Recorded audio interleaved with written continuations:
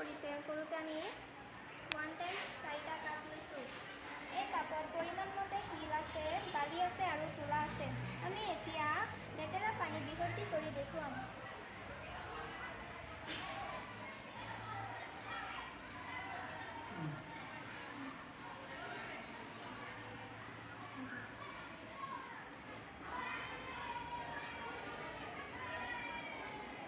পানী আহি আছে।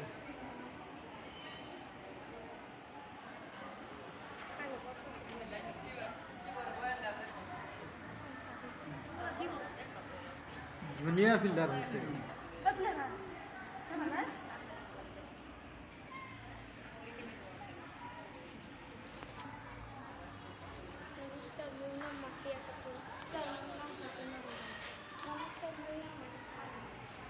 ছাৰো দিব নমস্কাৰ। নমস্কাৰ, মই ফখৰুদ্দিন আহমেদ, সহকাৰী শিক্ষক, চকৰা বস্তি মধ্যাহ্ন ৰাজ্য বিদ্যালয়।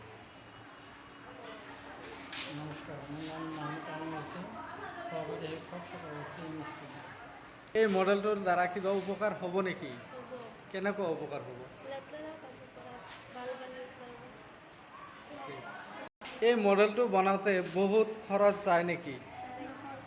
বেছি খৰচ নাযায়? ঘৰত বনাব পাৰি? কম খৰচত নে বেছি খৰচত? কম খৰচত। আকৌ শুনিবা, আমাৰ ওচৰে পাঁজৰে আমি যিবিলাক পানী ব্যৱহাৰ কৰি আছোঁ বা খাই আছোঁ, সেই পানীবিলাক বেছিভাগ আইৰণযুক্ত হয়নে নহয়? আৰু এই ফিল্টাৰৰ দ্বাৰা সেই আইৰণ মুক্ত হ'ব নে নাই? হ'ব। আমি অপৰিষ্কাৰ বা আইৰণযুক্ত পানী ব্যৱহাৰ কৰিলে বা খালে আমাৰ কিবা বেমাৰ আজাৰ বা কিবা অস্বস্তি বা বেয়া হ'ব পাৰে নেকি? পাৰে। কি হ'ব পাৰে? পেটৰ সমস্যা হ'ব পাৰে, স্বাস্থ্য সলনি হ'ব পাৰে। সেইকাৰণে আমি বিশুদ্ধ পানী খাব লাগে। তোমালোকৰ মতে এই মডেলটোৰ দ্বাৰা ৰাইজৰ কিবা উপকাৰ হ'ব? কেনেকুৱা উপকাৰ হ'ব?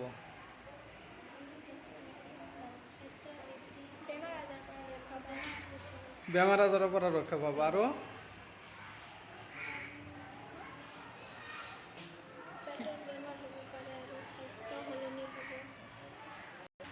তোমালোকৰ নিজৰ ঘৰত পানী ফিল্টাৰ কৰি ব্যৱহাৰ কৰা নে নাই? চবৰ ঘৰত ফিল্টাৰ আছে? তাত কি দিয়ে বনাইছে? কি ব্যৱহাৰ কৰিছে ফিল্টাৰত? পানী দিছে, পানী দিছে।